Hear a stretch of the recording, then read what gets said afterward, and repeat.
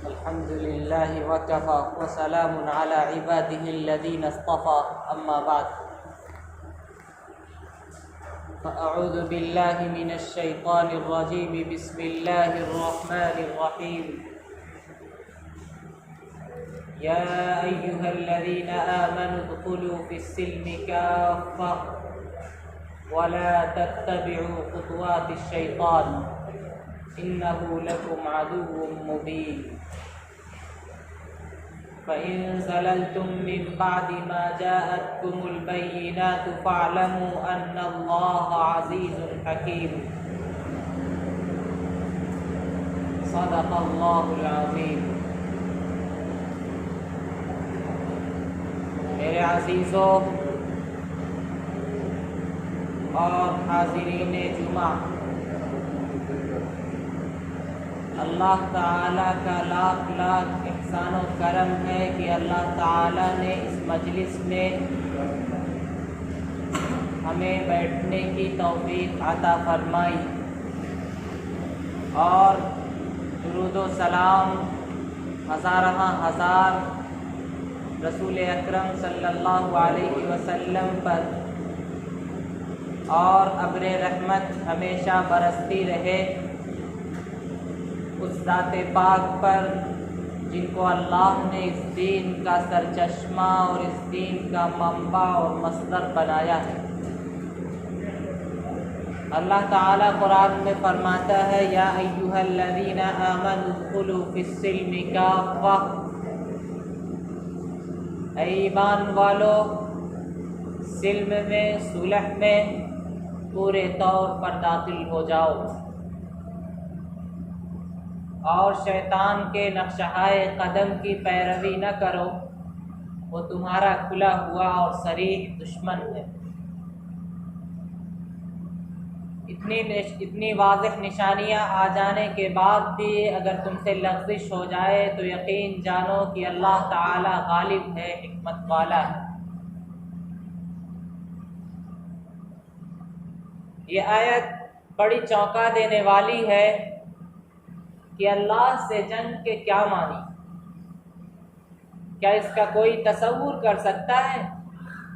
کیا اس کا کوئی امکان ہے؟ بھلا اللہ سے کوئی جنگ کر سکتا ہے؟ لیکن قرآن پاک میں لفظ یہی استعمال کیا گیا ہے، اس سے ہمارے رونگٹے کھڑے ہو جانے چاہیے اور ہمارے جسم لرز جانے چاہیے کہ خالق کائنات، مالک کائنات، وہ خالق جو کہ محسن و منعم ہے، وہ اپنے بندوں سے کہے کہ اے ایمان والو صلح میں داخل ہو جاؤ، ہم سے جنگ اور محاذ آرائی اور مقابلے کی گنجائش نہ ہو۔ بظاہر یہاں یہ بات معلوم ہوتی ہے کہ اللہ تعالیٰ السلم کے بجائے الاسلام کہتے، یعنی اے ایمان والو اسلام میں داخل ہو جاؤ، لیکن اللہ نے کہا السلم، یعنی اللہ تعالیٰ کے ساتھ ہمارا معاملہ مصالحانہ، فرما بردارانہ اور مکمل ہونا چاہیے، عقائد میں بھی، عبادات میں بھی، فرائض میں بھی اور طریقۂ زندگی اور طرز معاشرت میں بھی ہمیں اللہ کی تعلیمات اور اللہ کے نبی سید المرسلین صلی اللہ علیہ وسلم کے لائے ہوئے اور آپ کے بتائے ہوئے احکامات کا پابند ہونا چاہیے، اور تعلقات میں بھی اس کا لحاظ رکھنا چاہیے کہ اللہ کے دشمن سے وفاداری اور اطاعت اور فرما برداری اور الفت و محبت اس کا تعلق نہ ہو۔ الاسلام کا لفظ یہ سلم سے ہی نکلا ہے۔ عربی جاننے والے ان کو یہ معلوم ہوگا کہ عربک ڈکشنری میں اسلام کے معنی ہے اپنے آپ کو سپرد کر دینا، اپنے آپ کو حوالے کر دینا، اپنی ہر چیز سے دستبردار ہو جانا، اپنی خواہشات سے، اپنی ملکیت سے، اپنے مصالح و مفادات سے، فوائد و ضرر میں فرق کے لحاظ اور اس کے احساس سے ہر چیز سے دستبردار ہو جانا اور اپنے آپ کو اللہ کے احکام کے قدموں میں ڈال دینا اور اپنے آپ کو بالکل سلنڈر کر دینا۔ تو بظاہر دور اور بہت دور کی بات معلوم ہوتی ہے کہ وہ کون سا شامت زدہ اور بدنصیب اور کمبخت اور آفت رسیدہ انسان ہوگا جو اللہ سے جنگ کی ٹھانے گا، اللہ سے برسر مقابلہ ہوگا۔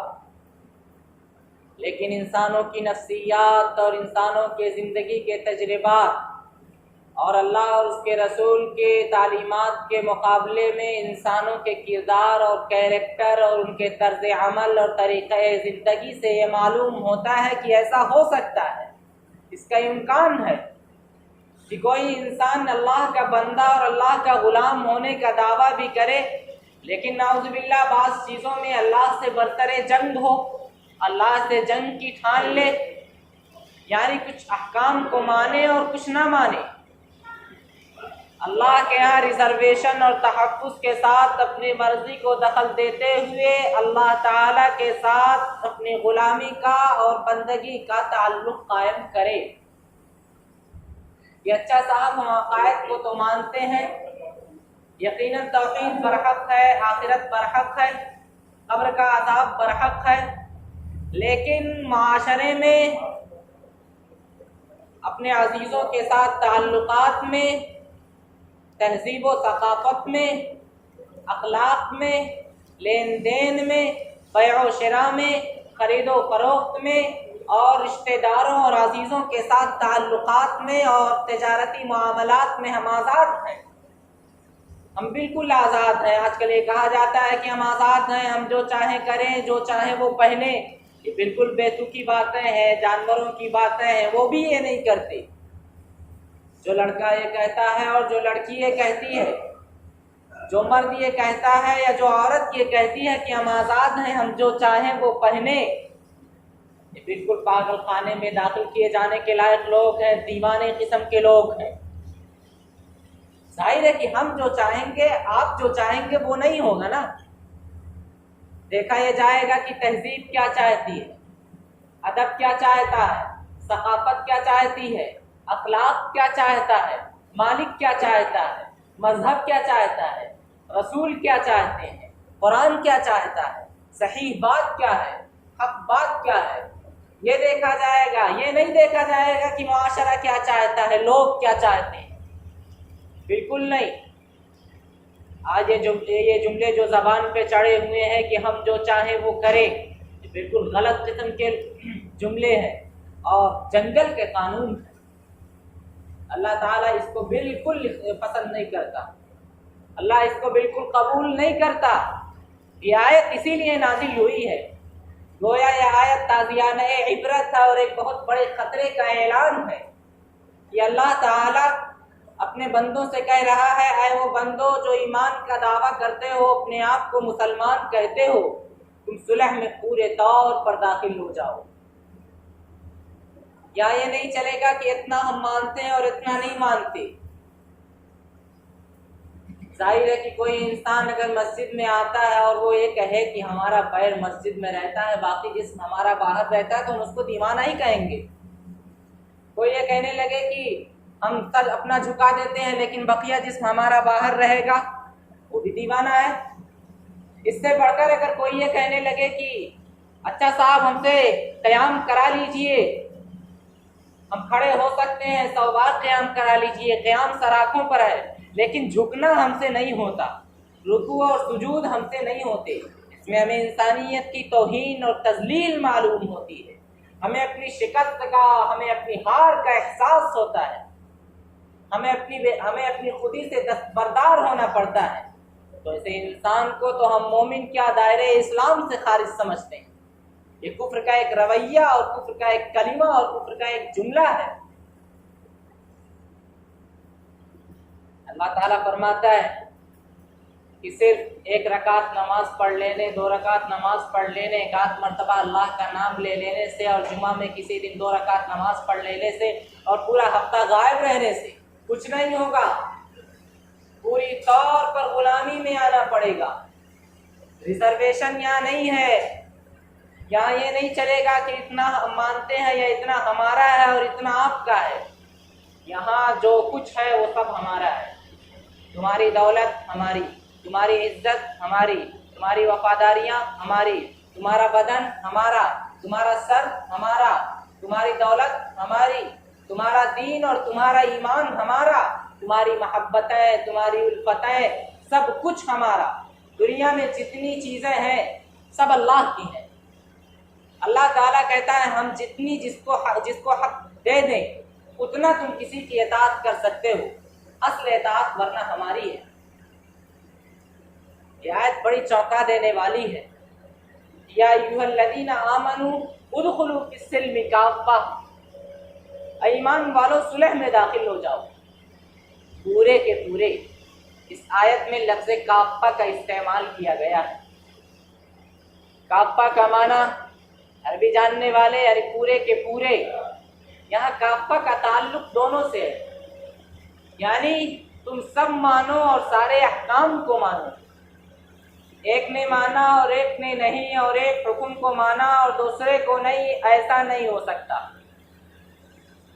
یہاں جو کچھ ہے سب ہمارا ہے، سب ہمیں دے دو۔ عقائد وہ ہوں جو اللہ کے رسول نے بتائے، عقائد وہ ہوں جو اللہ کے رسول نے بتائے۔ اس کائنات میں اللہ کے علاوہ کسی اور کا حکم چلے ایسا ہو نہیں سکتا۔ الا لہ الخلق والامر، آگاہ ہو جاؤ، یاد رکھو کہ اللہ کا کام ہے پیدا کرنا، اللہ کا کام ہے حکم دینا، اللہ کا کام ہے عزت دینا، اللہ کا کام ہے دولت دینا، اس کا کام ہے مصیبت دینا، اس کا کام ہے بیماری دینا۔ وہی عزت دیتا ہے، وہی ذلت دیتا ہے، وہی بیمار کرتا ہے، وہی شفا دیتا ہے، اور وہی اولاد دیتا ہے، وہی قسمتوں کو بناتا اور بگاڑتا ہے۔ اللہ کے متعلق ہمارا یہ عقیدہ بالکل مکمل ہونا چاہیے کہ اللہ تعالیٰ کے حکومت میں، اس کی سلطنت میں، اس کی بادشاہت میں، اس کی ملکیت میں اور اس کے بارگاہ میں، اس کے قبضہ قدرت میں کوئی بڑی سے بڑی ہستی بھی داخل نہیں ہے۔ انبیاء ہوں چاہے اولیاء ہوں، کوئی نہیں اللہ کی ہستی میں داخل ہے، اللہ کی کاریگری میں۔ اللہ تعالیٰ کے متعلق ہمارا عقیدہ ہونا چاہیے کہ اللہ تعالیٰ ہی قادر مطلق ہے، اور نبی صلی اللہ علیہ وسلم کے متعلق ہمارا عقیدہ ہونا چاہیے کہ وہ مطاع مطلق، ان کی اطاعت فرض ہے۔ اللہ کہتا ہے کہ نبی کی جو لوگ نبی کی کچھ بات مانتے ہیں اور کچھ نہیں مانتے وہ نبی کے مطیع اور فرما بردار نہیں۔ فرماتا ہے وما كان لمؤمن ولا مؤمنة اذا قضى الله ورسوله امرا ان يكون لهم الخيرة من امرهم۔ کسی مسلمان مرد یا عورت کو اس بات کی قطعاً اجازت نہیں ہے کہ اللہ اور اس کے رسول کا کوئی حکم شرعی معلوم ہو جائے تو وہ یہ کہنے لگے کہ ہمیں ذرا سوچنے کا اور غور و فکر کرنے کا موقع دیجئے، ہم ابھی فوری جواب نہیں دے سکتے کہ ہم مانیں گے یا نہیں مانیں گے۔ اس بات کی قطعاً اجازت نہیں ہے۔ جب اللہ اور اس کے رسول کا حکم شرعی معلوم ہو گیا اور یہ پتہ ہے کہ صحیح سند اور صحیح طریقے کے ساتھ ہم تک پہنچا ہے، تو پھر وہاں انسان کی حریت اور انسان کی آزادی، انسان کے سوچنے کا موقع اور انسان کے اختیارات سب ختم ہو جاتے ہیں۔ اب تو وہی کرنا ہوگا جو اللہ کے رسول کہتے ہیں۔ آج ہم مسلمانوں کی حالت یہ ہے کہ اگر عقائد درست ہیں تو عبادات میں خلل، اگر عبادات اور عقائد دونوں درست ہیں تو اخلاق اور معاشرے میں بڑی بڑی خندقیں کھدی ہوئی ہیں، یعنی شگاف نہیں، پھٹن نہیں، رکھنے نہیں، بڑی بڑی خندقیں ہیں، پوری پوری خلیج ہے۔ آج میں صاف کہتا ہوں کہ 100% میں سے 98% لوگ اس امت کے ایمان سے محروم، میں بھی ہو سکتا ہوں اس میں سے۔ 100% میں سے 98% لوگ اسلام سے محروم ہیں۔